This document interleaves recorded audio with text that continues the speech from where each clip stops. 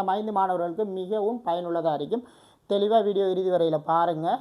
இதில் சொல்கிற விஷயம் என்னென்னு சொன்னால், அவங்க 5 மெழுகுவர்த்திகள் ஏற்றப்படுற டைம் சரி, 5 மெழுகுவர்த்தி என்ன செய்யுதுன்னா ஏற்றப்பட்டு வேறு நிமிடங்கள் வேறு நேரங்களுக்குள்ளால் என்ன செய்யறா ஏற்றப்பட்டு அது அணைதான். சரியான ஒவ்வொரு மெழுகுவர்த்தி 30 நிமிடங்கள் எரிஞ்சு அணைகிறார். ஏற்றப்பட்ட டைம்லேருந்து 30 நிமிடங்கள் அவர் என்ன செய்கிறாருன்னு சொன்னால் எரிஞ்சு அணைகிறார். அப்போ ஏற்றப்பட்ட டைமோட 30 கூட்டி விட்டிங்கன்னா உங்களுக்கு அணைகிற டைம் வரும். அப்போ ஏற்றப்பட்ட டைம் தெரிஞ்சால் நீங்கள் அது அணைகிற டைமை காணலாம்.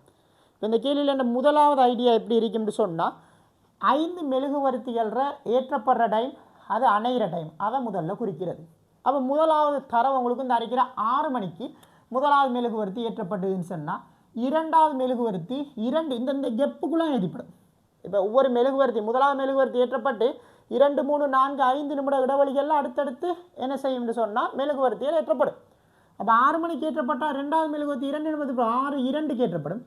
இப்போ இங்கே எல்லாரும் நிறைய பேர் பிள்ளை விடுற விஷயம் வேண்டாம். 6, 2க்கு பிறகு 6, 3, 6, 4, 6, 5 போடுற விஷயத்தை தெளிவாக விளங்கிக் கொள்ளுங்க.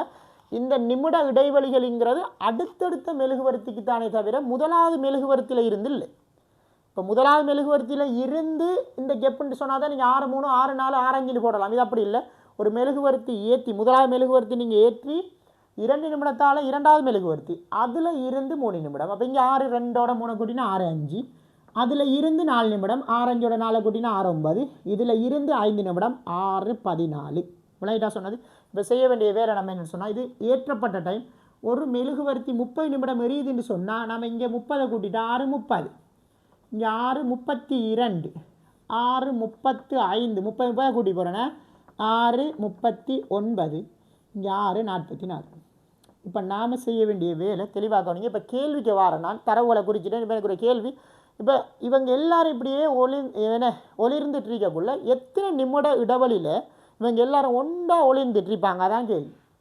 எத்தனை நிமிட இடைவெளியில் இவங்க எல்லாரும் ஒன்றா ஒளிருவாங்க? அதை எப்படி காண்றேன்னு சொன்னால், இப்போ உதாரணத்துக்கு இப்போ நான் கேட்டேன்னு சொன்னேன். இப்போ ஒரு டைம் ஒன்று குறிப்பிட்ட ஒரு டைம் ஒன்று நான் சொன்னேன்னு சொன்னேன். ஒரு 6:10ங்கிற டைம்.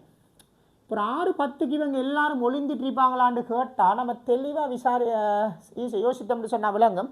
அந்த 6:10 டைமுக்கு இன்னுமே என்ன செய்கிறா இந்த மெழுகுவர்த்தி ஏற்றப்பட்டே இருக்காது 6:10க்கு. அந்த 6:10க்கு என்ன நடக்கும்னு சொன்னால், இந்த 4 பேரும் தான் ஒளிந்துட்டு இருப்பாங்களே தவிர இவர் ஒளிர மாட்டார். அப்போ அந்த 6:10ங்கிற டைம் என்ன நமக்கு 5 மெழுகுவர்த்தியும் ஒளிர்ற டைம் ஆண்டு கேட்டால் அது இல்லை.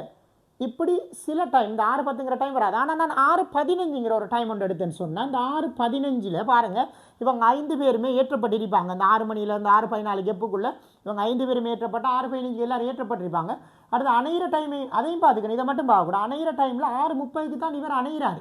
அதுக்கு பிறகு தான் மற்ற எல்லாரும் அணைகிறாங்க. அப்போ 6:15க்கு எல்லாரும் என்ன செய்வாங்கண்டா என்ன ஒளிர்ந்துட்டு இருப்பா. இப்போ கேள்வி வந்துக்கிட்டு உங்களுக்கு 6:10, 6:15 இல்லை. நான் கேள்வியை பற்றின மேலதிக விளக்கம் உங்களுக்கு கிடைக்கணுங்கிற காரணத்துக்கு தான் அந்த விஷயத்தை சொன்னேன். இப்போ உங்களுக்கு கேள்வி இப்படி 6:15, 6:16, 6:17 இப்படியெல்லாம் அவங்க அந்த டைமுக்குள்ளே என்ன செஞ்சுன்னா எல்லாரும் சேர்ந்து ஒளிர்ந்துட்டு இருப்பாங்க. இப்படி அவங்க ஒளிர்ந்த நிமிடம் எத்தனை நிமிடம், அதான் உங்களுக்கு கேள்வி. எத்தனை நிமிட இடைவெளிகளுக்குள்ளே அவங்க எல்லாரும் ஒன்றா ஒளிருவாங்கங்கிறது. அதுக்கு நீங்கள் செய்ய வேண்டிய வேலை என்னென்னு சொன்னால் தெளிவாக விளங்கிக் கொள்ளுங்கள். இந்த 2 சைடையும் நீங்கள் எடுத்தீங்கன்னா இந்த இருக்கிற ஏற்றப்பட்ட டைமில் கூடிய நேரத்தை எடுங்க, அணைஞ்ச டைமில் குறைஞ்ச டைம் எடுங்க. அவ்வளோதான் விஷயம். இப்போ 2 தரவுகளை குறிக்கணும். எப்படி குறிக்கணும்னு சொல்லி தந்துட்டேன். ஏற்றப்பட்ட டைமில் கூடிய ஆலையும் அடுத்தது வந்துக்கிட்டு அணைஞ்ச டைமில் வந்துக்கிட்டு குறைஞ்ச ஆலையும் எடுத்து அந்த 2 பேர் வித்தியாசத்தை காணுங்க. அதாவது 6:30 கழிங்க, 6:30லேருந்து 6:14 கழிங்க, உங்களுக்குரிய விடை கிடைக்கும். தெளிவாக விளங்கிருக்குன்னு சொல்கிறேன். விளக்கம் ஆன்சரை கமெண்ட் பண்ணுங்கள்.